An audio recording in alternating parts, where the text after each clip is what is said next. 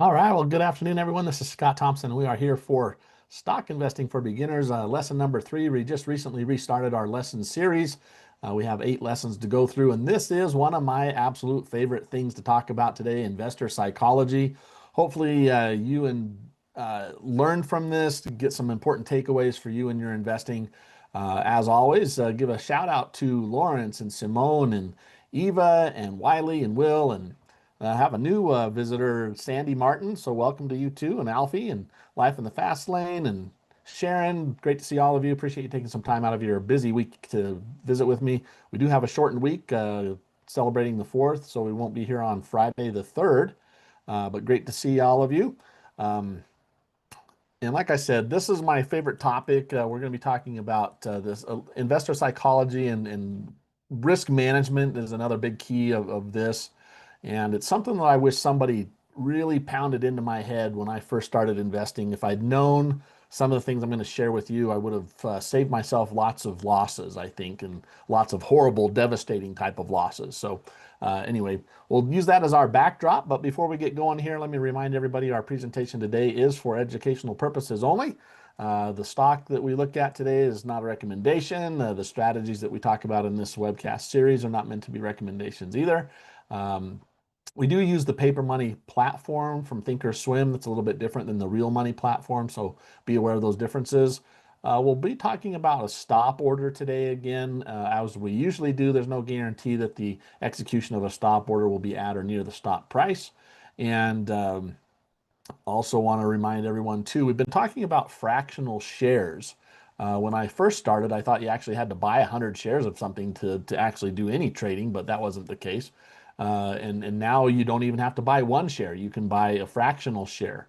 And we've been demonstrating that the last few weeks as well. But there are some significant risks and a unique risk to fractional shares. So be aware of those risks before you trade. And then, as always, investing involves risk, including the loss of principal, and past performance does not guarantee future results. I want to give a shout out to Cameron May, who is in the chat and be handling some questions or answering the questions that I don't get to. I will take a look at that once in a while as we go through our presentation today. But follow us on x.com at Scott Thompson CS or Cameron May CS and get some great trading updates and informational pieces there. So, as I said, we have an 8-lesson series that we're doing in our stock investing for beginners. We went through lesson 1 and 2 last week. At the end of the presentation, I'll show you where you can find all of these archives. These sessions are being archived, so you can go watch them anytime or review them. Today, our lesson is lesson 3, investor psychology, talking about expectations, risk management, and things like that. And we're just going to jump right in with the agenda. Part of this is managing expectations. I think sometimes we hear about the best case scenarios from our friends and our investing buddies and everything. They tend to tell us of their huge wins, but very rarely share their losses with us. So I want to talk about that a little bit. I want to introduce this concept. We've talked a lot about this over the last couple of months at Schwab, is that traders invest and investors trade. You don't have to be kind of locked into one set place. Like, I'm a trader and that's all I do. I firmly believe that traders can be investors and investors can be traders. And so I want to talk about some of the differences between, buy and hold investing and trading. And then finally, we'll wrap up with kind of position sizing and go through an example of some questions that I think are critical that you ask yourself as you're going through your investing journey. All right. So again, welcome to Robert and Gary. Some people have joined us. Don, I appreciate you taking some time. So let's jump right in. Very first thing. This may sound simplistic or intuitive or whatever, but it's important that you understand this. Losses will occur and are part of the cost of investing. Um, you know, but Scott, what if I have a great buy signal? Still could be a loser. Well, what if it's a perfect entry? Well, number one, there's no perfect entries and it still could be a loser. All right. So if losses are possible, then what we need to do is learn how to control the risk. And more importantly for me, and let me give you a scenario that I experienced when I was first starting investing is, I might have gotten into a trade and over position size, which means I bought too many shares. I ended up losing too much money on that trade. It felt very uncomfortable. And then another buy signal came along, and I was incapable of taking that trade. The psychological pain or the emotional pain from that recent loss made it nearly impossible for me to execute on another valid entry. And so it's important for you to learn how to control your psychology when you deal with losses. And I'm going to give you one of my favorite little phrases here, probably say this multiple times in our presentation today. But one of the easiest ways to deal with this type of stuff is to risk less. Those two words, risk less. And so I'll be repeating that as we go through today, but I want you to understand that having a loss or having a stock stop out, if you're doing any type of technical investing rather than a buy and hold, you're going to have drawdown or losses in your account. Every stock that you buy is not going to go up all the time. And so we have to be prepared for that. All right. So a couple important principles I think to focus on here. So, when you're taking a new position size, and this is just a mindset, focus on avoiding losses, not on how much you can make on a trade. I think oftentimes when we take a new position, we think, oh, I can make $5,000 on this, or I can make $200 on this, rather than starting with, oh, I could lose $200 on this if it moves against me. And so it's just a mindset shift. All right. Realize the market will swing up and down. We want to try to control our emotions. We shouldn't be too giddy or overly happy when it's going in our favor, and we shouldn't be devastated when something goes against us. And there's ways to manage that we'll talk about today. And then this is another little saying that I think is important to understand. If you are unprepared to take a small loss, eventually you will suffer a huge loss. I've seen that in my own trading when I first started. I see this over and over and over again, talking to traders and investors over the years. I've been doing this as a coach since 2005, and talked to literally thousands of people, either in a group setting, on the phones, or things like this. And that is a reality, at least in my experience. Now, it may not be your experience. I hope it isn't. I hope you're prepared to take the small loss when something isn't going the way you planned, and that you can avoid those devastating losses. But in my experience, if someone is not willing to cut it off when it's, obviously not going against them, and a small loss, they tend to take those huge losses. All right. So another couple things here, just in general, we are wired wrong. Our brains. This first bullet point, we need to get to a point where we can cut our losses short and let our winners run. We have a tendency as human beings and traders to do the opposite. When something's going well and making money, we want to take that profit off the table very quickly. And when something's moving against us, we start thinking, well, there's another level of support here, a little bit lower. As long as it stays above that, I'll stay in the trade. And then inevitably that one gets broken. Well, there's another little level of support down here. I'll stay in it. And so we want to try to flip that a little bit, where we want to let our winners run and cut our losses short. Know where you're wrong before you get in the position. We want to follow our rules. But understand the nuances. We restarted this lesson series prior to a few weeks ago. We spent 50 episodes where we went through a very specific rule set that we'll teach you next week. But there's nuances with every rule that you have. We have a stop rule, and then what we want to do is to understand what that rule entails. All right. And then this is another one of my favorite little sayings: plan your trade and trade your plan. And you can have different trades and different plans. Like I said, traders invest and investors trade. So someone as an investor might have a completely different rule set than someone who's going to be trading, or vice versa. For example, one of the plans that we've traded for now over a year in this Stock Investing for Beginners webcast is we've been investing, $5 per stock on 10 stocks every Monday or first trading day of the week for the last year. And we've been doing that as like a fractional share.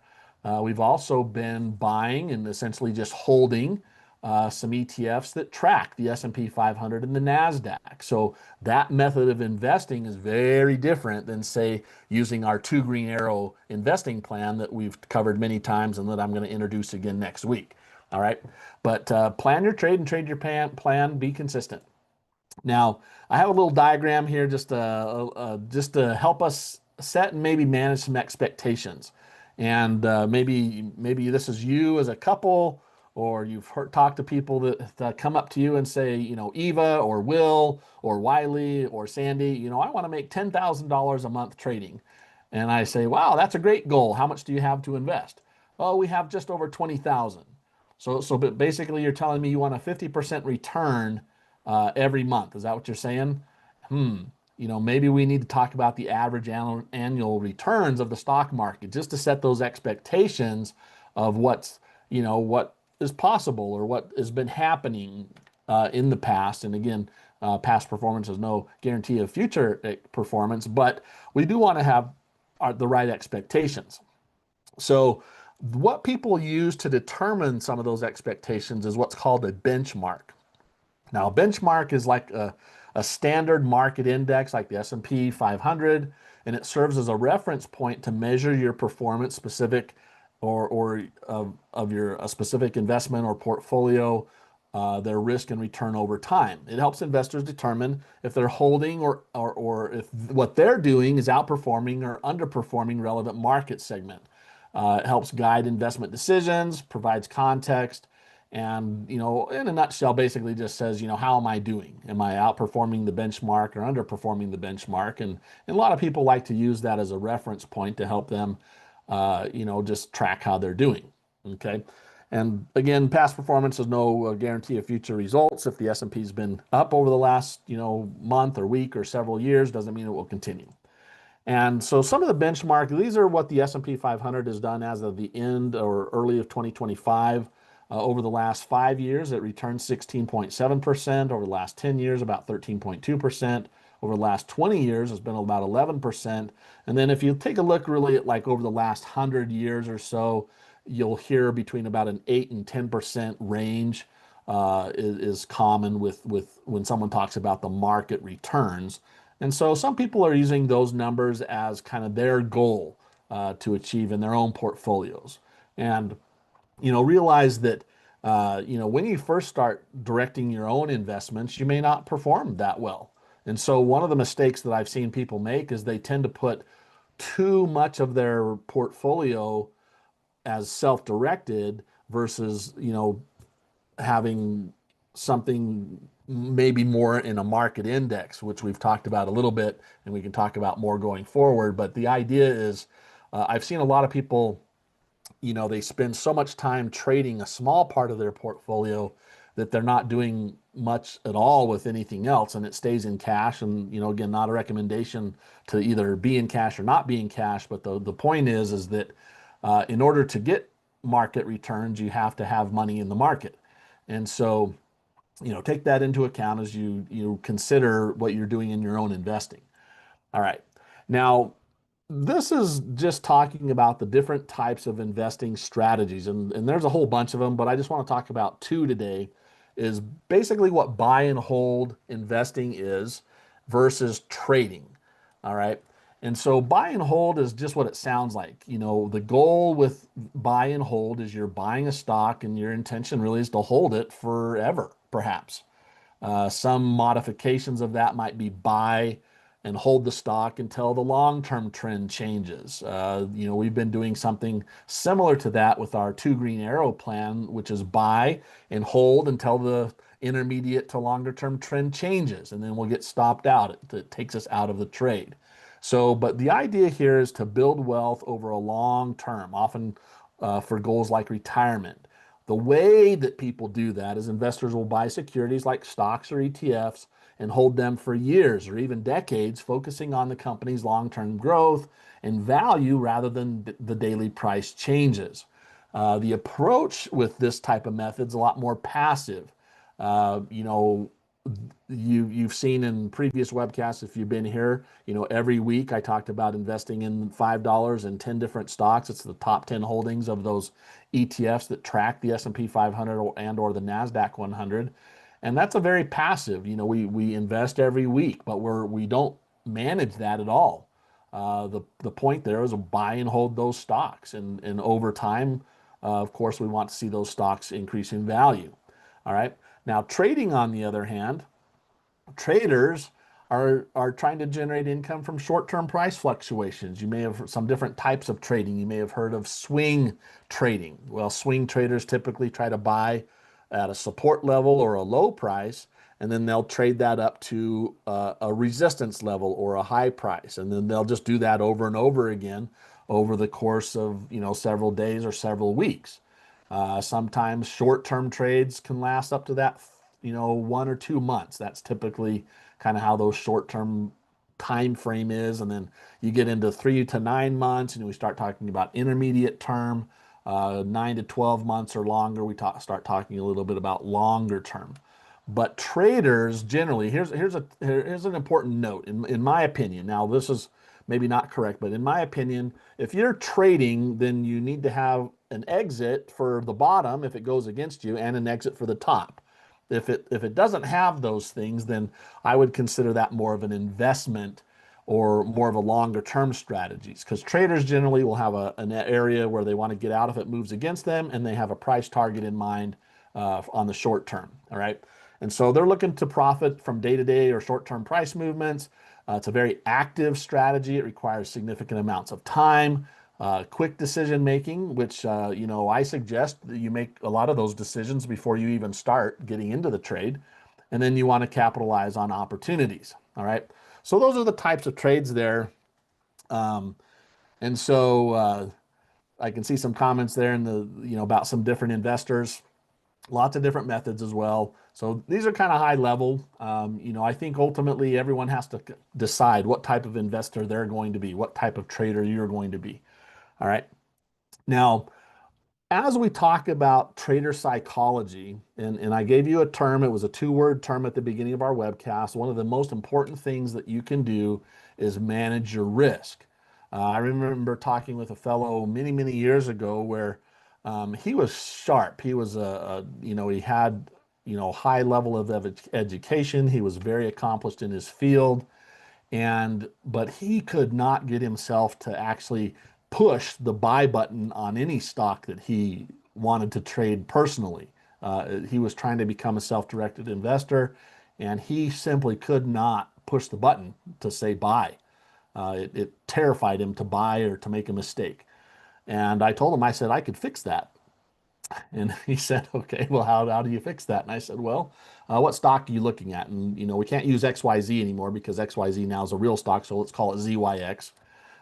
So he just gave me a stock, and we were looking at it, and it had a buy signal based on some of the rules that we had talked about previously. And, let's say the stock was trading at $100, and we were thinking about putting a stop at, say, a $90. These are just theoretical examples. And, he was, again, just panicking. He didn't want to buy, what he thought he had to buy, 100 shares of that stock at $100 to invest $10,000 in this one position. Stop at $90 on 100 shares. What's that? $10. I've been risking about $1,000. And he just was unwilling to do that. And I said to him, well, let's go buy 1 share. And he said, what? And I said, well, what if you bought 1 share of that stock at 100 and you have the stop there at 90? What would be your risk per share? And I'm going to throw some terms out, and we'll go through these as we talk about them. But I said, if you bought at 100, and you guys help me out, okay? If you were to invest and buy 1 share of a stock that costs $100 and put a downside exit at $90, and assuming it filled around $90, which isn't guaranteed, but what would your risk per share be, right? And he did the quick math, and he said, well, that'd be $10 of risk per share. And I said, yeah. And so we talked about that, and he thought about that for a minute, and then he said, well, can I buy more shares than just 1? Because what I did is I turned his mind around to where he was thinking, he had to invest, buy 100 shares or 500 shares or something like that. And once he thought about that prospect of buying 1 share and his risk changing from $1,000 down to $10, he was like, hey, I can do that. And, it ended up being where we landed on a number with him. And I'll give you some questions to help you land on your own number. but we ended up landing on a number with him that he felt comfortable with, and he was able to get outside of that fear of actually placing an order. And so that was a a very very fun thing to do with this gentleman. And so now, as we talk about this, I want you to understand what we're talking about. And these are just guidelines. These aren't, recommendations for you personally. You're going to have to determine your own personal risk amounts. But let's go through kind of how this works. All right. Risk amount is the amount of trading capital you're willing to risk on a given trade. It typically is calculated as a fixed percentage of your capital. Okay. Many traders generally risk no more than about 0.5 to 2% of their capital per trade. If you had a $100,000 portfolio and you are willing to risk 1% of that, the maximum risk per trade would be $1,000. Now, this risk per trade is not necessarily what's invested in the trade. That's sometimes people will invest up to 5 to 10% of their portfolio in any single position. So if you had $100,000 and you were willing to invest up to 5% of the portfolio in one single stock position, then you could invest up to $5,000. The risk per trade is calculated a little differently, like it's shown here, where it's a percentage, usually about 0.5 to 2% of the account value. And that number is going to be used to calculate the number of shares that you could buy. Okay. So let's go to the next slide here. Traders should consider the potential exit point when they get at which they'll exit if the trade goes south or against them, which helps evaluate the position size. Position sizing is determined how many shares to purchase based on that risk. So the way you go about doing this is to determine the position size, you have to determine the risk per share. Okay, so the risk per share is the difference between the entry price and the stop price. So if we have an example over here where we're buying a stock for $30 and we put an exit price at $28, we're risking $2 per share. And so in this case, if we were willing to lose $1,000, we would take $1,000 divide by 2, and we could buy up to 500 shares of that particular position. Now, if you're really advanced, you might look at this and say, well, 500 shares times 30, what is that? Is that $15,000? So, if we're based on that same portfolio of 100,000, this might be a scenario where our position sizing rule tells us to buy maybe more than our allocation rule, which, we say, well, I don't want to invest more than 5 or 10% because that would be 15%, right? So you do want to have some of these checks when you're doing your position sizing. All right. So in this particular case, another factor to look at, and this is more for shorter term types of trades, but short-term traders who use stops and targets might use a risk to reward to evaluate a potential trade. So many times, even in our chats, so many times people ask, well, is this a good trade, or how do I evaluate which trade I should consider? And so this reward to risk concept is one that people will use if they're comparing 3 or 4 or 5 different trades. They might take the one that has the stronger trends, or, in addition to the stronger trend, have a stronger or larger reward to risk ratio. So in this case, if we thought we could get into a trade at $30 and we thought we had support somewhere fairly close to 30, and we say, hey, if it goes down to 28, I'm out. And then when we get in there, we think, well, we figure the stock can move 20% over the next, maybe month, 2 months, 3 months, 6 months, whatever it is. And so we say, I'm going to have a target and get out at $36. And so that's a $6 reward. And so in this particular case, we're risking $2 to make 6, or we're risking $1 to make 3. Now, if you're a directional trader, meaning you like to buy stocks or do some other types of directional trades, then it's important usually that your reward is higher than your risk. Because that allows us to not have to be right all the time. We don't have to have a profitable trade every time we trade if we can make $3 and risk 1. So I'll let you do the math for homework of how many times you actually need to have profitable trades. But it's an interesting exercise to go through that, because when I first started investing, I thought I had to have a winning trade every time I traded. That's not the case.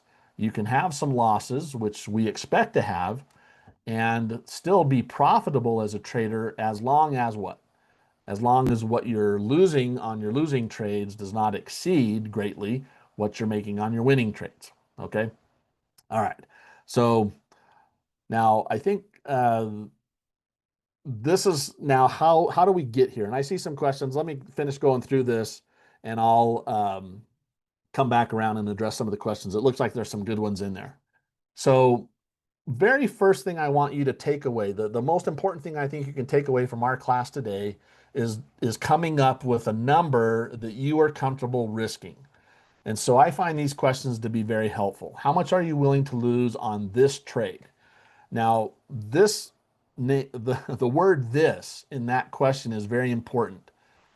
I think psychologically, any trade that we take, we don't expect it to be a losing trade, do we? It's like, I wouldn't take it if I thought this was going to be a losing trade, Scott. Why are you asking me how much I want to lose on this trade? Well, because this trade could be a loser.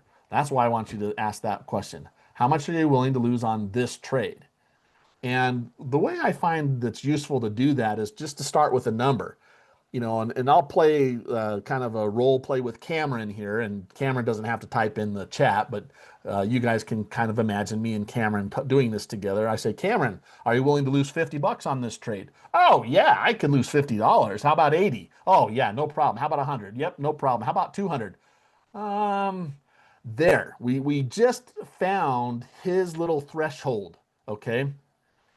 $50, $80, $100. Those were very fast answers for him to say, yeah, no problem, no problem, no problem. But once you get up to that number where you start having to think a little bit about whether you're comfortable losing that amount or not, you've probably hit one of your thresholds with risk. And so what you'd want to do is back that number off and say, okay, $100 was really good, 120, I feel pretty good about 120, 150, 200, nah, I'm thinking about that. I don't want to do that. Now, that's great for question number one. Now, question number two, though, is do you guys know anybody that has had one or more loser trades or trades stop out with a loss in a row? Do you know anyone with 2 losses in a row or 3 losses in a row, right? Well, so after you get the number for this first uh, question, how much are you willing to lose on this trade? Then ask yourself this follow-up question. Am I willing to lose that amount 3 or 4 times in a row?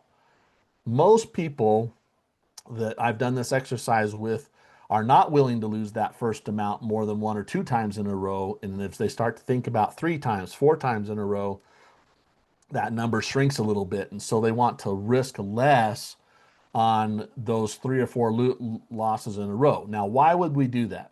Well, the whole point of this, if you remember our very first slide with the girl sliding down the zip line, is we're going to have some losses and we need to be prepared to deal with those. And the ability to deal with a loss means our ability, our capability of taking the next trade or the next buy signal when we get it. And getting these numbers right is the best way that I found to help you deal with those losses, is to have a very small acceptable loss when you have a loser. Okay. So I don't want to walk through this exercise here. You might start off with saying, well, I have a $100,000 account. Scott tells me I could risk somewhere between 0.5% and 2%. I'm going to jump out here with 1%, and that gives you a number. And so you'd go up and ask yourself, well, are you willing to lose $1,000 on this trade? Now, some of you in the class, you may not be beginning investors, and so this is not a problem. If that's the case for you, good, you got your number. Then ask yourself, am I willing to lose $1,000 3 or 4 times in a row? Okay, again, some of you may have a large account that, yep, no problem with that. But if that isn't the case with you, then just start dropping the number. This 1% is not locked in stone. Okay, you might say, well, I'm going to risk 0.8%. Then you get $800 and you ask yourself those same questions. Am I willing to lose $800 on this trade? No. Okay, well, then we need to go change it again. Am I willing to lose $500 on this trade? Yeah, absolutely. $500, I feel good about that. Okay, are you willing to lose that 3 or 4 times in a row? So that'd be, $1,500 or $2,000. My $100,000 account, maybe I could do that. And so, you're landing on that by just going through a mental exercise, maybe even a paper money trading example exercise where you decide, what that number is. Now, in our account, let me go share this with you now. In our paper money account, and I'm going to introduce this plan again to you next week, but we've been using a fairly simple set of rules. We like to buy uptrending stocks from the S&P 100 that are trading above their 50-period moving average when the stock price is above a rising moving average and the MACD indicator here, which is a momentum indicator, turns green. Okay, so BIIB has a valid buy signal based on our rule set. This doesn't mean that you should buy it. It's not a recommendation. The stock actually closed down near the bottom today, which from a technical standpoint means technical traders would probably expect this to come down some more before going back up again, but that may or may not be the case. But I want to go through this with you as just an example so we can kind of have a physical set of numbers that we've worked with. All right. So if this stock had a valid buy signal based on whatever rule set you had, and you wanted to buy the stock at 209.74, then you might say to yourself, okay, I'm going to put BIIB over here in my notes. The entry would be 209.74. Now, very first off, you might ask yourself, well, how many shares can I buy? Not how many shares should I buy yet, but how many can I buy? If I was willing to invest, say, $5,000 or 5% of my $100,000 portfolio, I could simply take 5,000 and divide that by 209.74, and I could buy 23 shares. Okay, so that would be one way that I could allocate my money to this. Now, in our account, we've been pretending that we had a $10,000 account, something more akin to a beginning investor, and we've decided that we're going to invest no more than $500 per position using this two green arrows trading strategy. So if we could do $500 invested, how many shares could we buy? Well, that's pretty easy. 2 shares, right? 500 divided by 209.74. And we could go in there with 2.3 shares. Now, actually, you could actually go in 2.38 shares with the fractional shares nowadays, where before, but we'll just pretend we're going to do 2 shares, okay, with $500.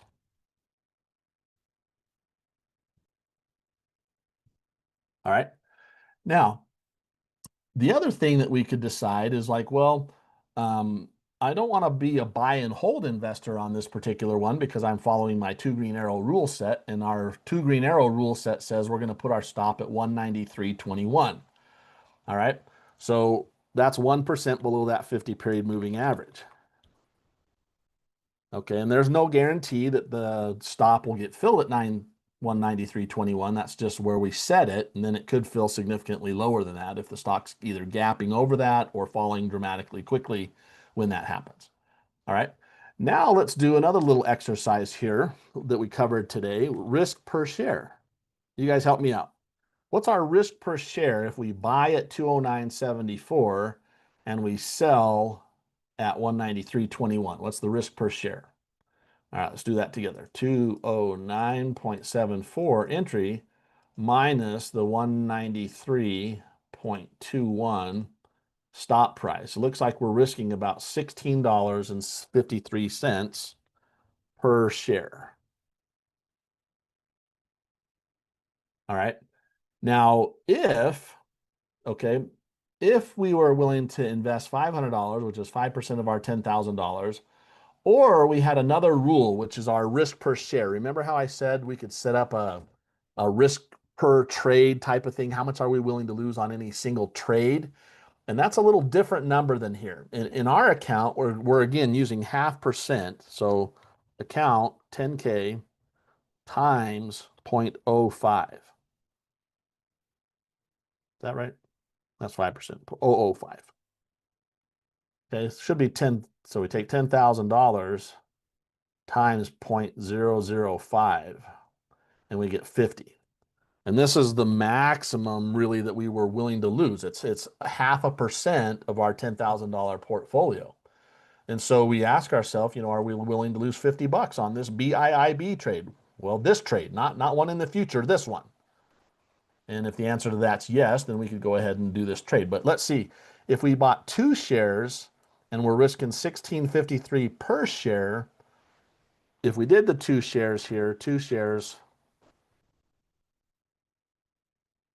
times that 1653 risk, then we're saying to ourselves, well, that looks like about what, $33 times 2.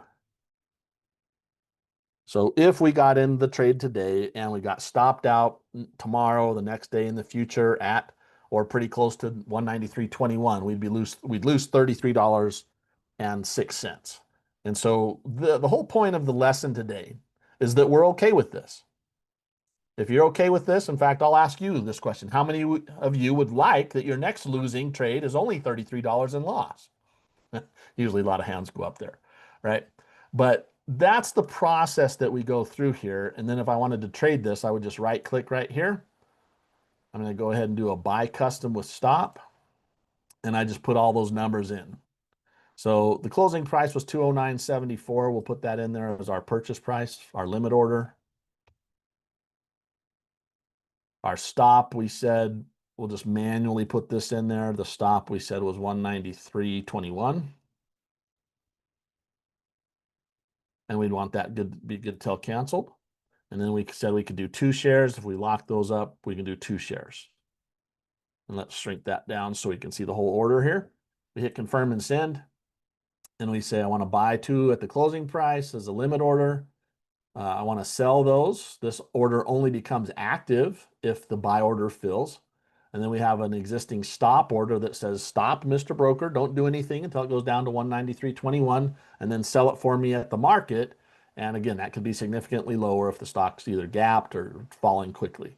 We might check our buying power effect. This is telling us how much capital we have tied up in the trade, and that would be less than 500 would be the ideal there. And so we could come in here and say, okay, I'm going to put this in my, 2 green arrow trade, which we'll talk more about next week. All right. And we'll send that order off, and that's a working order for tomorrow. Okay. Now, I want to go back to my slides here. Well, actually, before we get them off the slides, let me come up and see some questions that have come up here. Comments here. Let's maybe go up to the top here and just scroll down a bit.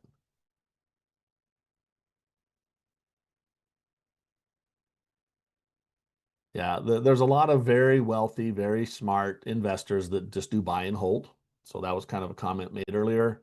Where would I find the buy signals? Okay, this is from Donna. I'm learning and timing off a few times. Well, so Donna, we'll talk more about this, but it's a great question. So let me go through here this with you, like on this particular stock, and let's go back in time. And I just zoomed in back a few days, and I'm going to draw what we call a resistance line here. And resistance is really just kind of a price level at which the stock is having trouble. So in May, kind of came close up to here in June, came close again here to the 24th. And if you're looking at the indicators I have here, and so your comment or your question is how do I find the buy signal? Well, if the stock price is above the green line, we consider that a green arrow, okay? And it happens, or the green arrow appears when the price was below and goes above. So this is above the whole time, so it's still a green arrow. You can see over here the last arrow we see on the MACD is red. You can see that over here. And so if I'm looking at this stock as one of my potential stocks to buy or invest in, then all I'm doing is looking for a little green arrow to appear, okay? And so if I go forward the next day, I got a green arrow right there, okay? So technically, this is a valid entry signal based on our rule set. Now, Donna, I'm glad you asked this question because I had the same one when I started trading. And I'll tell you what I would have said here. I would have said to myself, Scott, okay, I can see that that's a valid buy signal, but what if it goes down tomorrow? This is the answer. Welcome to the market. That's it. It's not that you did something wrong. I was so terrified of being wrong or making a mistake that I wouldn't do anything. That's a valid buy signal based on my rule set. Okay. Now, in our presentation today, I talked about the nuances of the rules, right? Well, many of you would look at that and say, well, Scott, you obviously have some resistance up there about 204.78, even though we have a valid buy signal based on our rule set. My additional nuance rule says if I'm right at resistance, I'm going to wait for a close above resistance with the 2 green arrows before I buy. Nothing wrong with that. So you could do that a couple different ways, Donna. You could say, well, if it starts to go above 205 during the day tomorrow, I'm going to buy. Or you could wait for the close tomorrow above 205 and then buy it there toward the end of the day. Okay, so we move forward a day. And this is what we call a breakout. This is a bullish breakout. That's a valid entry signal, again, based on our 2 green arrow rule. And we broke resistance. So some traders might go in there at 215 there toward the end of the day. Some traders may have said, hey, if that trades above 205 sometime during the day, I'm going to buy it. All right. So again, the underlying question you have, how do I find the buy signal? Well, you can scan for those. We've done a number of those webcasts where you scan for them. You can watch your stocks. Like I recommend in the beginning that you actually have a list of 10 or 20 or 30 stocks that you watch every single day, just like we did here. If I go back 5 days, I would have said, do I have a buy signal? Nope, red arrow. Do I have a buy signal? Nope, red arrow. That's as long as it takes. 3 seconds to look at the indicators or look for your buy signal. Oh, hey, there's a green arrow. There's a buy signal. I could buy right there. Well, I see resistance. I'm going to wait a day. Okay, fine. Next day, buy signal. And you take action. Now, how do you get yourself to take action? That's the important part of today's lesson is it's easy to take action if you're very comfortable with the risk. If you're not comfortable with that risk, almost no buy signal will work for you. So, Donna, I'm going to ask you today to work on your risk first. How much are you really willing to lose on an investment, or how much are you really willing to lose on something that goes against you, even though we have a valid entry signal? All right. So that's it. I do like Eva shared a quote there about time in the market is maybe better than timing the market. I do think there's some value in technical analysis personally, but one of the big things we've talked about in this particular webcast is to get started, because our first lesson 2 weeks ago, is now a good time to get in the market? I don't know, but market could go up tomorrow, could go down tomorrow. It's the time in the market, and that's the big advantage that you have as a new investor, hopefully coming out of college or coming out of high school, or maybe even working with your parents or a guardian, even before that, to get into something where you can start to employ some of these investing principles. So I know there's some other questions. I'll post those in the recording. I did mention I wanted to show you where all of these are. If you go to our Trader Talks webcast here, you can go to our playlist page, and that'll take you over here. If you scroll down just a little bit, here's Stock Investing for Beginners. If you click on View Full Playlist, it'll load up.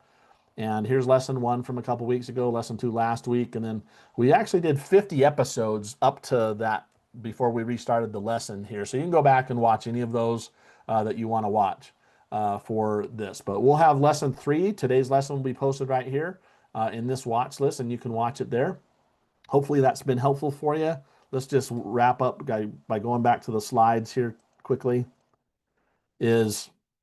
Remember, losses are going to occur. It's part of the cost of investing. Learn to control that risk. Learn how to control your own emotions and your psychology to deal with those losses. We covered investor psychology. We talked about benchmarks today. We talked about buy and hold investing versus trading. We talked about position sizing and determining your own risk. And again, hopefully that's helpful for you. For homework today, what I'd really like you to go do is, pick a number, ask yourself if you're willing to lose that on this trade, and then follow that question up with, are you willing to lose that on the next 3 or 4 trades in a row? And try to determine where that risk is comfortable for you. And then tomorrow or next week, when we talk about our investing plan, you'll have some, ammunition that you need in order to start firing away at those buy signals. All right. Have a great day, everybody. Thank you.